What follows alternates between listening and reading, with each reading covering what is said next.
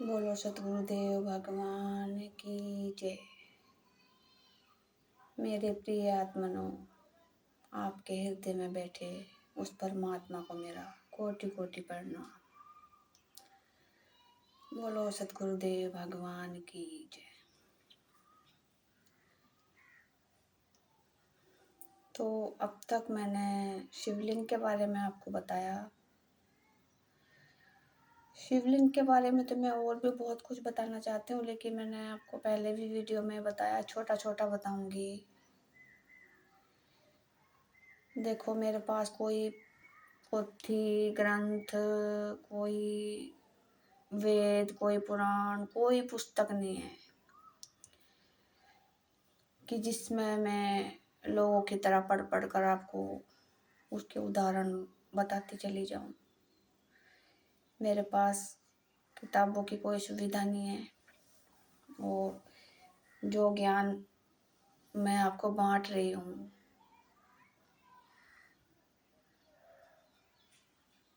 ये परमात्मा का दिया हुआ ज्ञान है।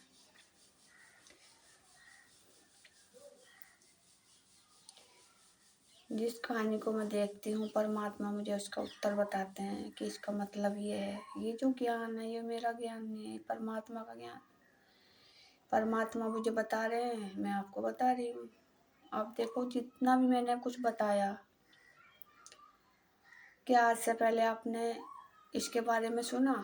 जितने भी पुराण पढ़ने वाले हों या वेद पढ़ने वाले हों, कोई गीता पढ़ने वाला हो, कोई भी धार्मिक पुस्तक पढ़ने वाला हो, बहुत धर्मात्मा हैं पढ़ने वाले, धर्म गुरु हैं, क्या आपने ये बातें पहले किसी से सुनी? क्योंकि ये बातें वही बताएगा जिसने परमात्मा को अपने अंदर प्रकट कर लिया हो। तो मैं ही कौन सा ना ये बात कहीं से लाई हूँ, मुझे भी तो परमात्मा ही बता रहा।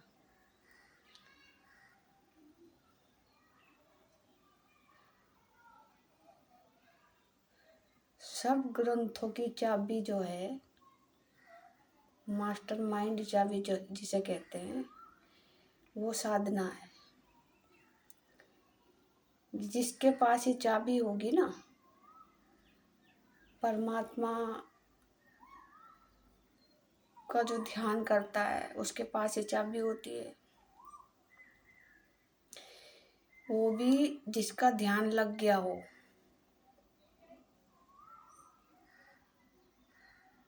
उसके पास वो चाबी आती है, जो सब पुराणों को खोल देती है, उसके भेदों को खोल देती है, रामायण के भेदों को खोल देती है, महाभारत के भेदों को खोल देती है, शिवलिंग के भेदों को खोल देती है बिना पढ़े। तो ये वो चाबी है, साधना, योग साधना। इसे योग साधना क्यों कहते हैं? आत्मा और परमात्मा का योग होना साधना के द्वारा, उसे योग साधना कहते हैं। तब बताने वाला परमात्मा हो जाता है उस व्यक्ति के बुद्धि के मुख से। जो भी बात निकलती है वो परमात्मा बोलता है उसके मुख से। मेरा अपना कोई ज्ञान नहीं है, मैं तो बहुत साधारण परिवार में रहने वाली हूँ, घर गृहस्थी चलाने वाली। मैंने दुनियादारी बाहर की देखी नहीं है, कभी शौक हुआ ही नहीं बाहर दुनिया को देखने का, घूमने का कभी मुझे शौक पैदा नहीं हुआ। सब लोग यात्रा करते हैं, इधर घूमने जाते हैं, उधर घूमने जाते हैं, मुझे कभी इस चीज़ का शौक पैदा नहीं हुआ। तो मुझे जितना ज्ञान हुआ एकांत में बैठ के ही हुआ। क्योंकि जब इंसान एकांत में आता है ना, और वो परमात्मा में अपनी लो लगाता है, ध्यान लगाता है, तो परमात्मा उससे बतियाते हैं, बातें करते हैं, उसको उसके प्रश्नों के उत्तर मिलते हैं जो परमात्मा देता है। जो प्रश्न उसके होते भी नहीं उसका भी उत्तर परमात्मा देता है उसे।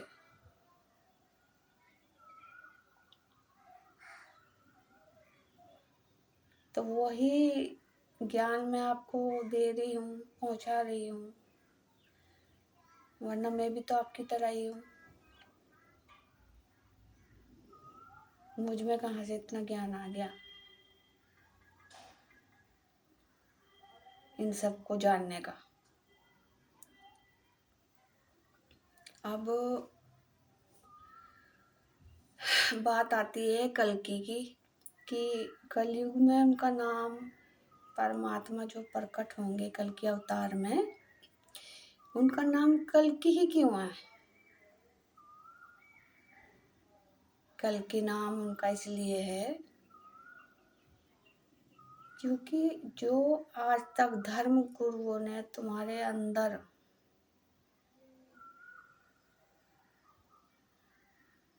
गलत छाप छोड़ी है ना, कल्कि, वो उस अंधकार को मिटाना ही कल्कि का काम है। यानी कल्कि भूल सुधारना, कल्कि गलती सुधारना, कल के अंधकार से प्रकाश की ओर ले जाना, यही कल्कि है। कल्कि अज्ञानता को मिटाना, तो इसलिए उनका नाम कल्कि है।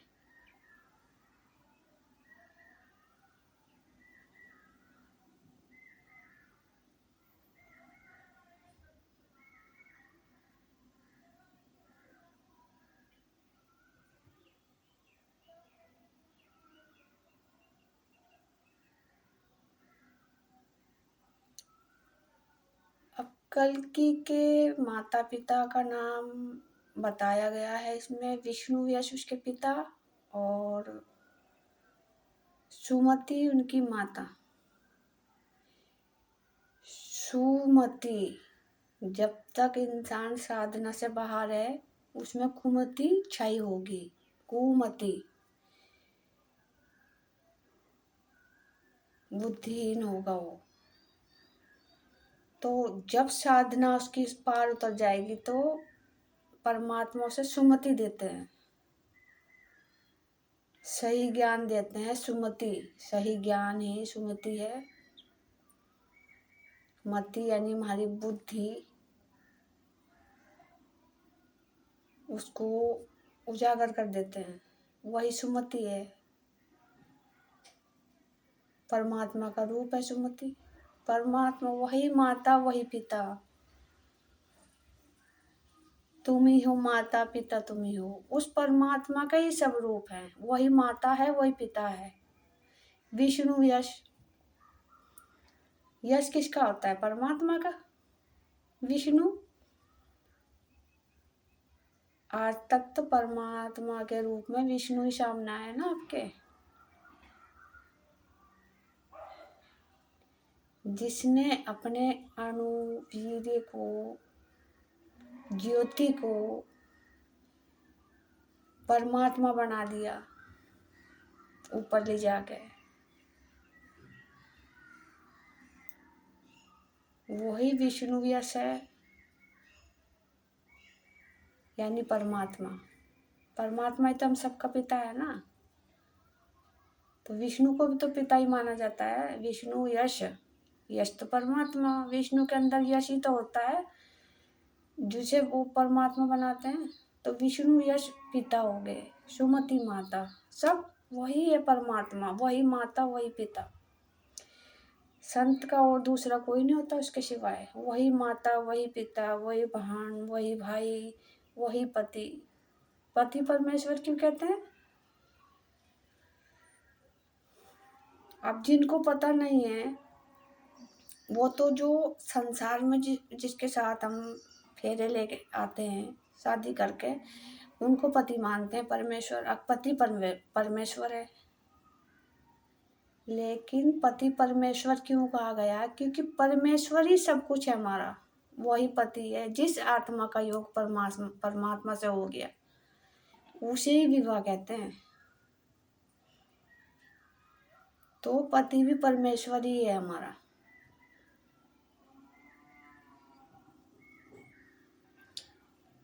अब कल्कि की पत्नी पद्मावती भी है, पद्मा,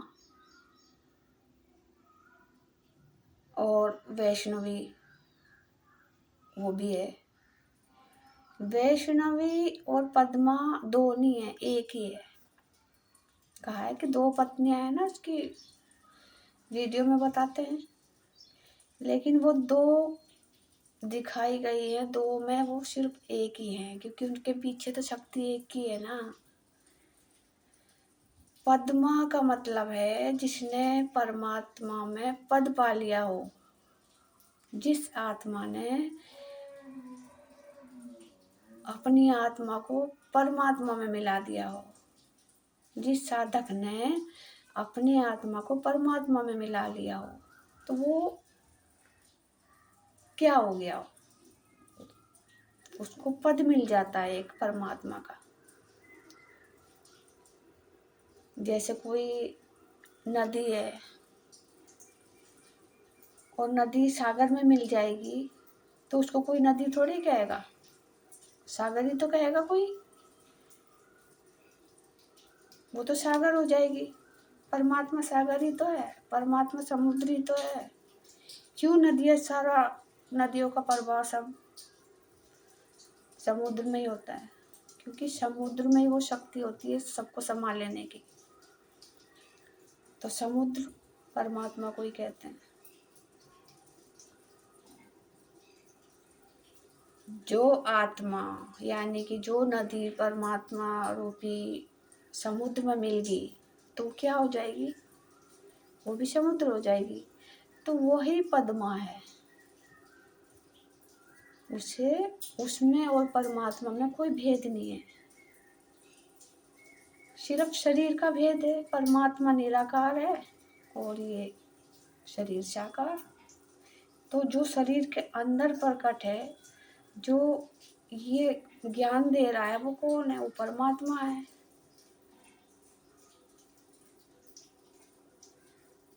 क्योंकि परमात्मा तो बाहर आ नहीं सकता, उसके कोई पैर नहीं है, कोई हाथ नहीं है, कोई आँख नहीं है, कोई मुंह नहीं है, बिना हाथ पैर वाला है, बिना उसका कोई रूप नहीं है, निराकार है, वो सामने नहीं आ सकता। तो उसे तो शरीर का सहारा लेना पड़ेगा। तो इसीलिए वो मनुष्य के अंदर ही प्रकट होता है, लेकिन बताने वाला सब परमात्मा ही है। तो वो पद पाना ही पद्मा है, परमात्मा का पद पाना ही परमात्मा है, परमात्मा में मिल जाना ही पद्मा है। वैष्णवी और विष्णु अनुरूप हैं। इस अनुरूप को, इस वीर्य को, इस ज्योति को हमने जगाया, समझा। इसको नीचे की प्रभात करने की जगह हमने ऊपर को चढ़ाया, तो यही ज्योति परमात्मा बनती है। यही ज्योति तो परमात्मा है। इसको कोई आज तक समझा नहीं।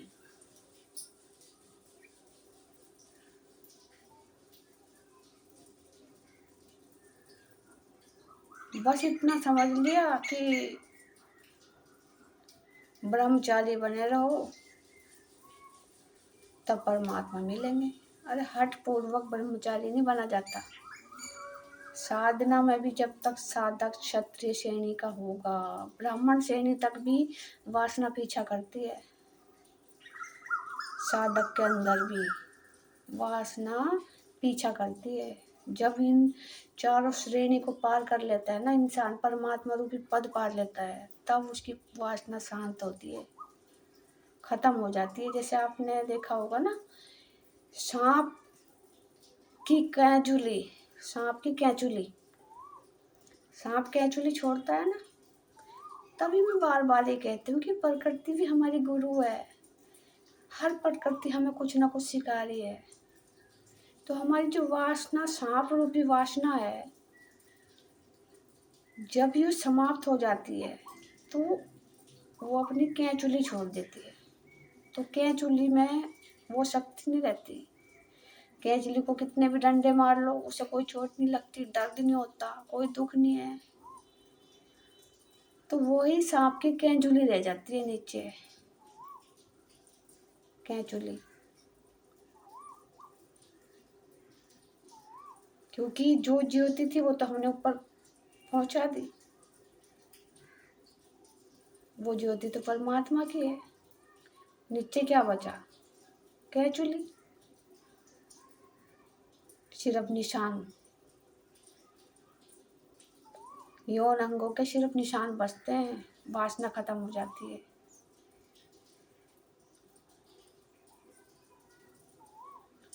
यानी अश्वत्थामा की जो मणि थी, हमारे अश्व की जो मणि थी वीर रूपी, वो हमने उससे तीसरी आँख खोली, उससे परमात्मा हमने देख लिया, प्रकट हो गया। तो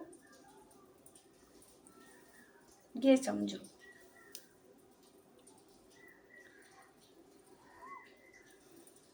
शनिदेव को भी जो माता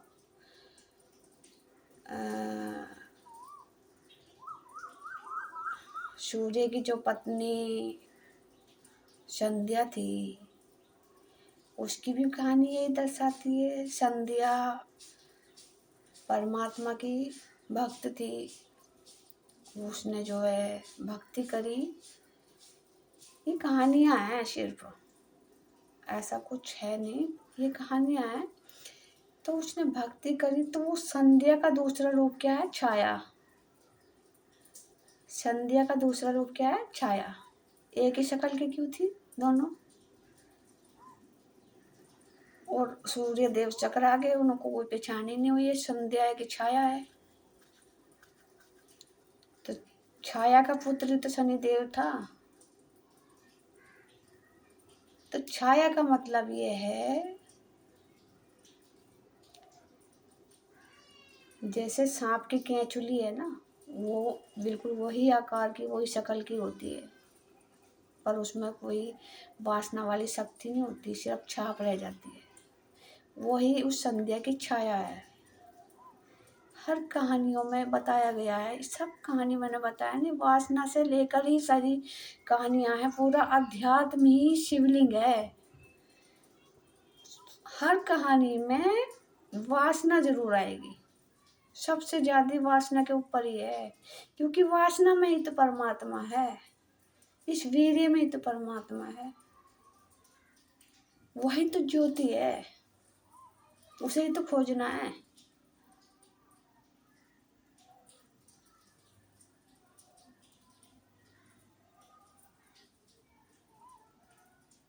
तो छाया का जो पुत्र होगा, यानी कि उसकी बुद्धि, उसका ज्ञान, शनिदेव है।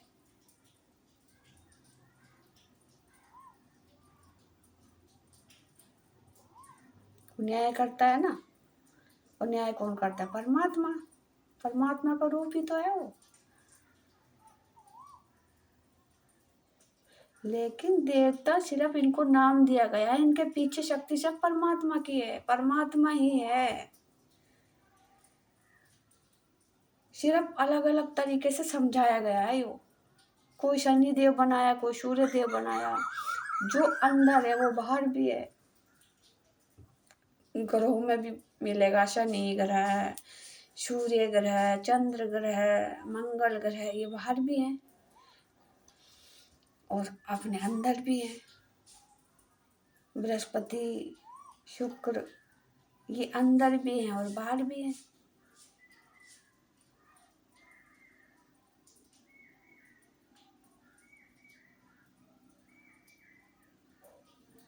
अंदर परमात्मा की बस्ती है, बाहर माया की बस्ती है। फर्क इतना ही है कि इसको समझना है कि हमें अंदर जाना है या बाहर जाना है। तो एक संत ने कहा, प्रयागराज की कोई वीडियो आई थी, मैंने सुनी कि जो भीतर गया वो भी तर गया, जो भीतर गया वो भी तर गया। दोनों शब्दों का एक है ना, जो भीतर गया, जो भी तर गया। जो भीतर जाता है वो तर जाता है, इसका अर्थ ये है कि वो ही तरता है जो भीतर जाता है, बाहर जाने वाला नहीं तरता, अंदर जाने वाला तरता है, क्योंकि इसी शरीर के अंदर ही परमात्मा मिलेंगे आपको। बाहर माया का खेल मिलेगा, इससे ज़्यादा कुछ नहीं। ये रहस्यमयी मंदिर कौन क्या है, माया के ही तो है। कोई इंसान बना सकता है उन मंदिरों को? पहले के इंसानों को देख के आज तो बहुत टेक्निक ज़्यादा होगी, बहुत दिमाग, जैसे हेलीकॉप्टर बना दिए, पता नहीं क्या क्या बना दिए। पहले तो ऐसा कुछ था भी नहीं, ना टीवी था ना मोबाइल था। आज इतनी तरक्की कर ली साइंस ने, ऐसी ऐसी मशीनें बना दी। पहले तो कुछ साधन था ही नहीं। तो पहले के कौन से मिस्त्री ऐसे थे जिसने इतने रहस्यमय मंदिर बना दिए, जिसका रहस्य आज तक वैज्ञानिक नहीं समझ पाए? कौन बना देगा उस मंदिर को? वो माया ने बना रखे, माया ने। लेकिन सब अधूरे हैं।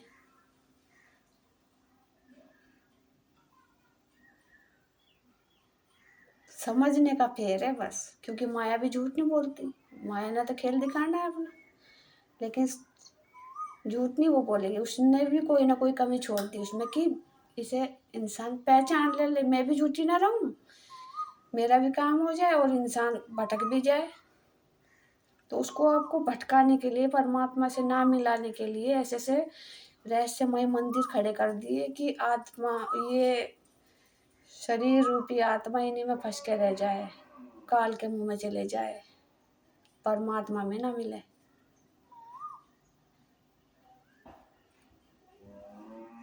तो उन मंदिरों में बलि ली जा रही है इंसान की, जानवरों की, क्यों?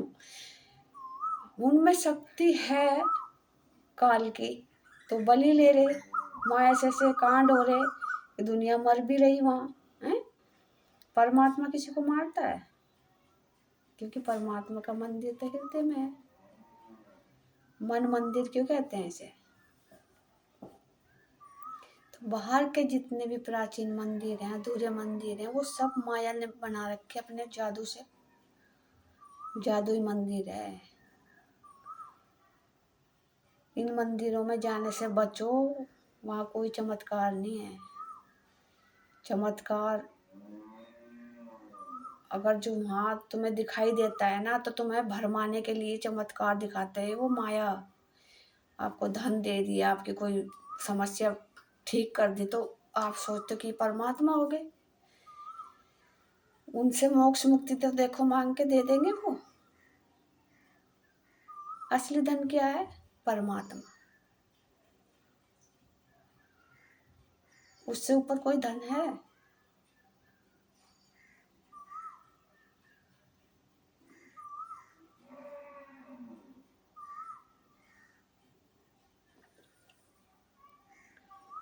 अगर जो परमात्मा को पाना है, अपनी आत्मा को इंसाफ दिलाना है, परमात्मा पिता से मिलना है, तो मंदिरों में जाने छोड़ दो, देवता देवी देवता को पूजना छोड़ दो।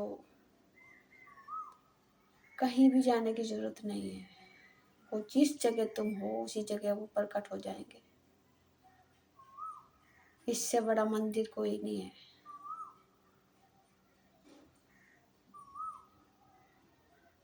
और बिना खर्च की पूजा है, कोई खर्च नहीं, कोई वहाँ नारियल नहीं चढ़ाना, कोई कोई सामग्री की जरूरत नहीं है उसमें।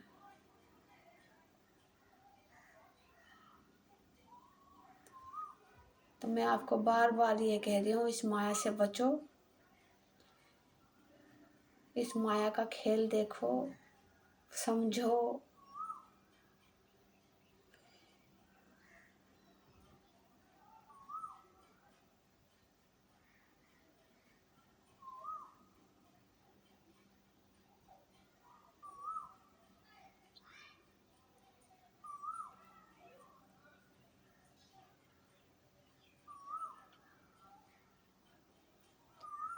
अपनी जिंदगी को ऐसे मत खो, नशे विषयों में, मोह माया में, धन में,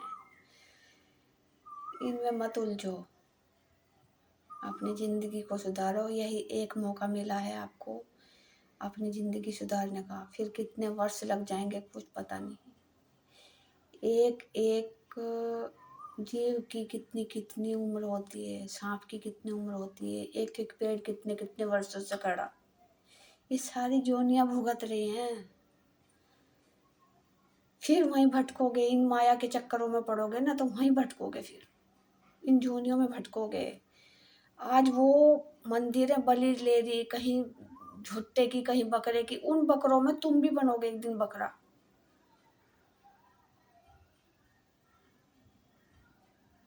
तुम्हें भी कटना होगा। आज तुम उन बकरों को काटे, कल को तुम्हें भी कटना होगा। ये तो बदले हैं।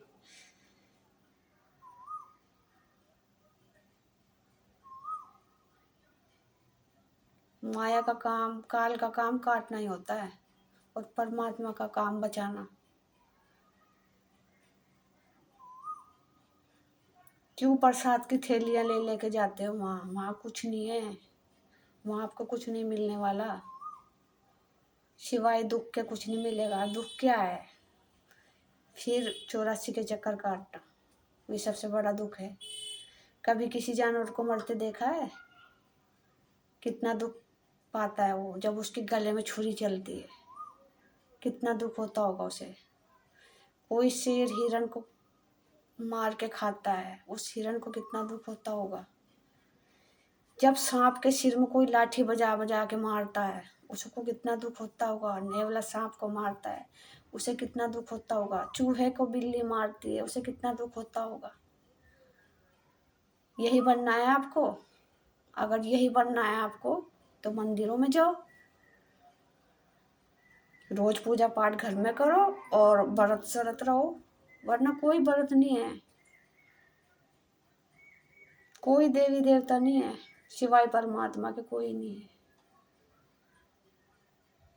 एक परमात्मा की पूजा ही असली पूजा है। अगर जो दूसरे की पूजा करोगे तो काल के मुंह में जाओगे। उस निराकार ब्रह्म की पूजा करो।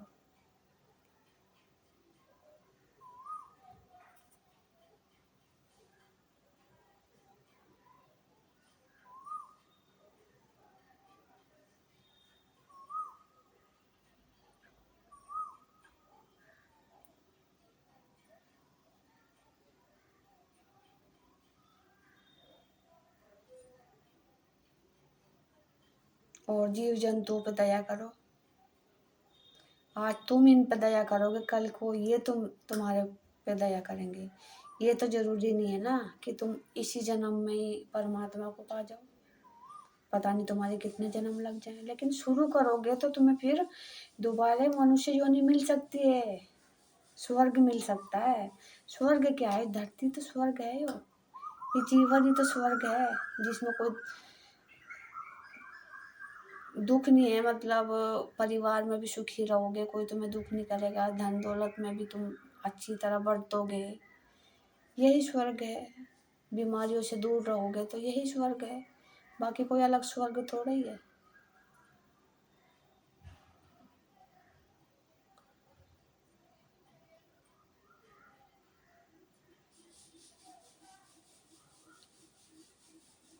स्वर्ग का देवता इंद्र है ना, तो हमारी इंद्रियां ही तो स्वर्ग हैं। स्वर्ग के देवी देवता यही तो हैं। इंद्रियां तो इंद्र हैं। आंखें हैं, नाक है, कान है, मुंह है, दसों इंद्रियां। आप इन दसों इंद्रियों के बारे में बाद में अगली वीडियो में फिर बताऊंगी कभी। तो यही इंद्रियां इंद्र है, ठीक है।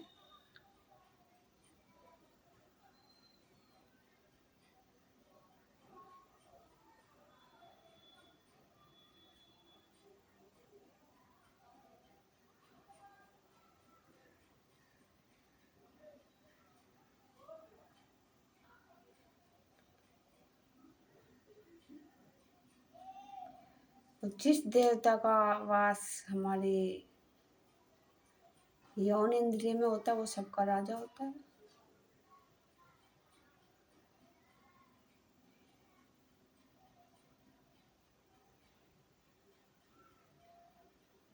चलो इसके बारे में बाद में बताऊंगी, अभी वीडियो में इतना ही।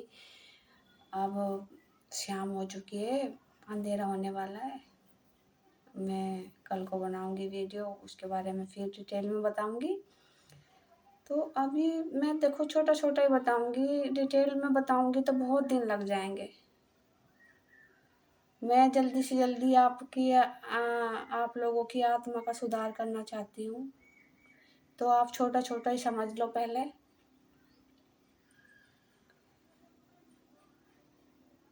बड़ा-बड़ा तो जब सब दुनिया जाग जाएगी, कभी टाइम मिलेगा बता दूँगी फिर, जैसा परमात्मा बताएगा। तो अभी तो जितना बता रही हूँ छोटा-छोटा, छोटी-छोटी वीडियो में, छोटा-छोटा ज्ञान, तो अभी इतना ही आपके सुधार के लिए काफ़ी है। अगर जो आपके दिमाग में कुछ बैठ गया तो, नहीं बैठा तो मैं बताओ क्या कर सकती हूँ। दुनिया जैसे समाप्त हो जाएगी, जो जाग गया वो तर गया, जो सोता रहा वो मर गया। जो परमात्मा के प्रति जागेगा वही बचेगा, जो परमात्मा के प्रति सोया रहेगा वो जाएगा। तो ये कलयुग का अंत है, इसमें बहुत सोच समझ के चलो। अगर जो बचना है तो, अपने जीवन सुधारना है तो इन गलतियों को सुधारो। जो कल की गलतियां हैं उसे आज सुधारो, तभी तुम्हारा भला हो सकेगा, तुम्हारी आत्मा का भला हो सकेगा, तुम अपने सच्चे पिता से मिल सकोगे। तो आज की वीडियो में इतना ही। आपने ध्यानपूर्वक सुना, इसके लिए आपका बहुत बहुत धन्यवाद। थोड़ा दिमाग पे जोर घेर के एक बार सोचना जरूर। सतगुरु दाता दे दीजिए। अब मैं वीडियो को यहीं समाप्त करती हूँ। आप सबको मेरी राम राम।